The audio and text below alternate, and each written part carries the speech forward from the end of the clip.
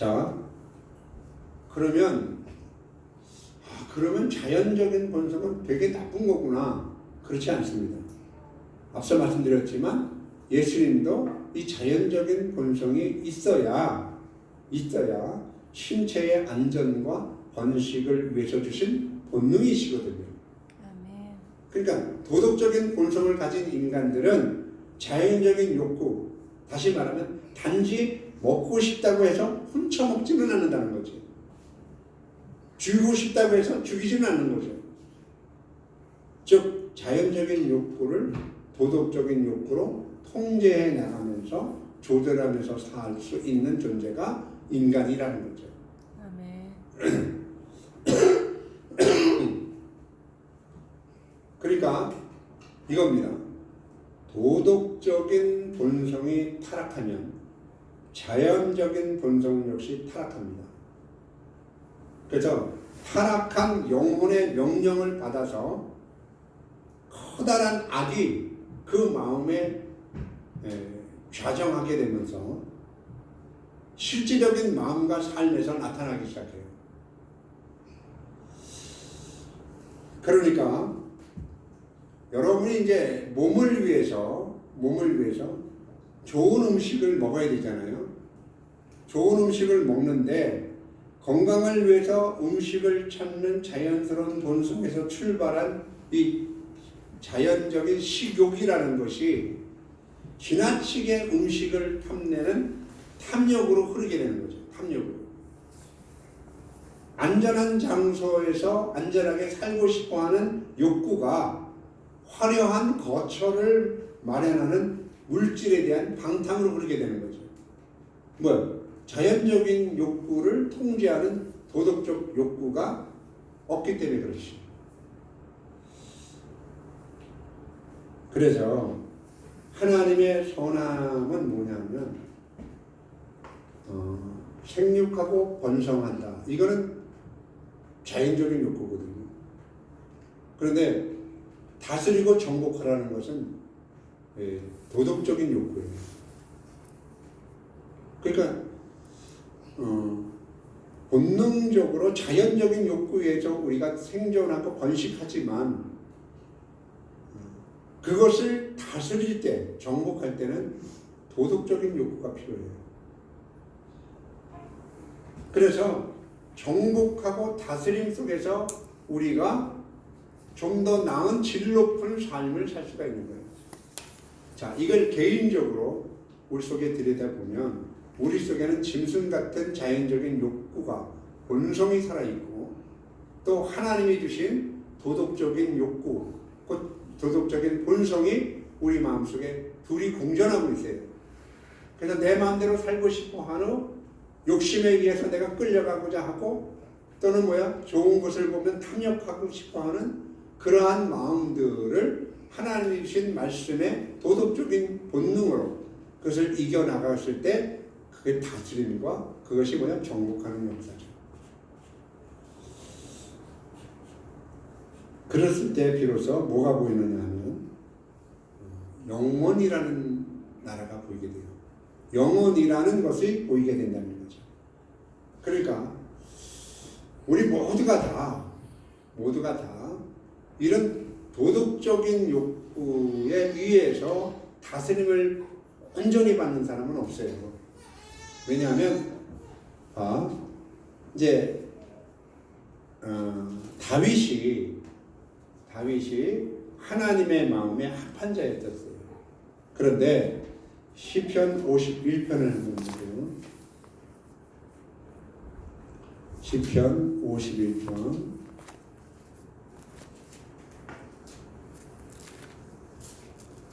시편 51편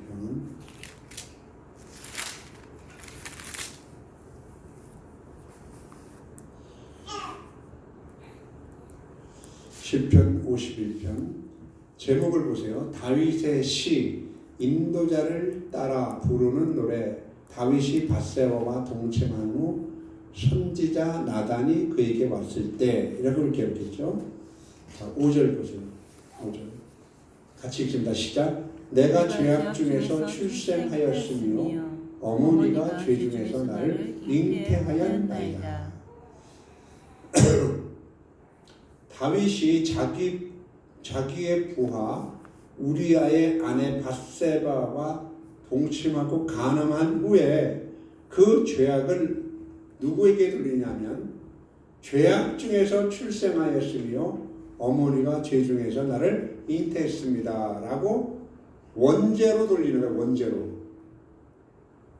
내가 범죄했습니다 라고 하지 않고 이 간음한 죄의 동기가 원인이 어디 있느냐. 본래 죄악 중에서 내가 출생했기 때문에 그렇다. 모태 중에서 어머니가 죄 중에서 나를 잉태했기 때문에 그렇다. 그 원죄를 좀 들먹이고 있는 거라고. 이 말을 봤을 때 우리가 어떤 개별적인 현실적인 죄를 짓는다고 하더라도 그 죄의 동기는 어디 있느냐. 아담에게 있었던 거죠. 원죄에게 있었던 거죠. 그런 부패성이 항상 우리에게 있는 거예요. 자연적인 본성, 하나님과 성령의 말씀을 들으면 귀를 막고 듣지 않으려는 아주 그 고집하는 그런 완악한 마음과 패역한 마음, 이런 것들이 다 뭐냐면 부패한 성품이라는 거예요. 그래서 하나님을 보지 못하게 만드는 거란 말이죠. 그러나 하나님이 주시는 이 지적인 요소 속에 하나님의 말씀이 역사를 따라서 우리의 도덕적 본성이 활동하기 시작하면 우리의 자연적인 본성을 억누르고 하나님을 바라보게 할 수 있는 힘을 갖게 하신단 말이죠. 그래서 현실을 이기고 그리고 우리의 어려운 문제를 이기고 걱정과 근심을 이기면서 다만 그를 믿을 뿐 아니라 고난도 함께 받으면서 그 고난이 나에게 축복으로 다가오는 놀라운 기적을 일으키게 된다는 거죠. 당장은 내가 어렵고 힘들고 부족하더라도 그 후에 그것을 넘으면 하나님의 기다리심이 항상 우리를 기다리고 있다는 거죠. 사람은 마셔도 그치지 않는 갈증밖에 더해주는 것이 없는 이 자연적인 본성, 곧 육신의 정욕, 안목의 정욕, 이생의 자랑을 그치지 않고 계속하면서 살아가게 돼 있어요. 사람들은 이것에 가치를 기준을 두고 살아갈 뿐 아니라 세상 자체를 깊이 사랑하며 살아가거든요. 이것이 바로 이 자연적인 이 본성에 마음이 기울어진 사람들의 삶의 특징이라는 거죠. 욕심이 없는 곳에는 다툼도 없어요. 자연적인 본성을 통제하는 곳에는요, 절대 문제가 생기지 않습니다. 그래서 결론적으로 제가 말씀드리면 하나님이 주시는 이 자연적인 본성을 하나님이 주시는 말씀을 가지고 이 도덕적인 이 본성을 가지고 그 자연적인 본성을 통제하거나 지배하며 살아갈 때 하나님이 늘 성령님 하나님이 내 안에 계심으로써 성령님이 인도함을 받는 대로 가게 되면 영혼으로 이끄시거든요. 영혼. 그래서 영혼을 사모할 수 있는 마음을 갖게 되는 거죠. 죽음 너머에 있는 세상과 여러분 영혼의 운명에 대해서 관심을 가져야 돼요. 내 자신에 대해서 내 영혼에 대해서 한 번도 관심을 갖지 않고 우러보지도 못한 자가 어떻게 내 가족의 영혼을 위해서 울어볼 수가 있겠냐 이거죠. 오직 육신의 호흡을 계속하는 날 동안 하나님이 주신 영혼을 배울 수 있는 유일한 기회라고요. 우리가 잠세적인 이 세상을 사는 동안에 우리의 영혼은 외마디로 소리를 지르면서 죽어가고 있는 거죠. 저와 여러분의 인생은 반드시 영혼을 향한 인생이어야 돼요.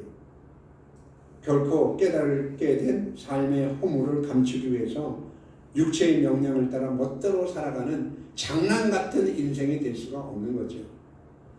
삶은 언제나 진지해요. 우리의 인생은 너무 진지해요. 왜냐하면 인생의 결과가 죽음이거든요. 세상에서 죽음보다 진지한 것이 어디 있겠어요? 죽음이라는 인생을 살면서 진지한 줄을 몰라. 그냥 먹고 마시는 것만 있는 거예요. 할 수 있는 대로 여러분 자신에게 한번 물어보세요. 정말 나는 내 가족들이나 우리 교인들에게 내가 사랑했던 하나님보다 더 많이 사랑하게 되고 내가 알았던 하나님보다 더 많이 깊이 알기를 원해요. 응? 절대 우리 인생은 장난같이 지낼 수가 없어요. 영혼에 대한 가치를 여러분들 생각하고 살아가고 그리고 그 영혼을 향해서 늘 사모하는 마음을 성령님께서 늘 우리에게 채워주시기를 기도하면서 살아가는 저와 여러분 되시기를 바랍니다. 아멘. 아무리 태어난 아이라도 순진무구하다 하더라도 그걸 순결하다고 볼 수가 없는 거죠. 부패성이 있는 거예요. 단지 악한 본성이 여림으로 인해서 나타나지 않았을 뿐이에요. 참으로 영혼을 사모하면서 살아갈 수 있는 저와 여러분 되시기를 주의 이름으로 축원합니다.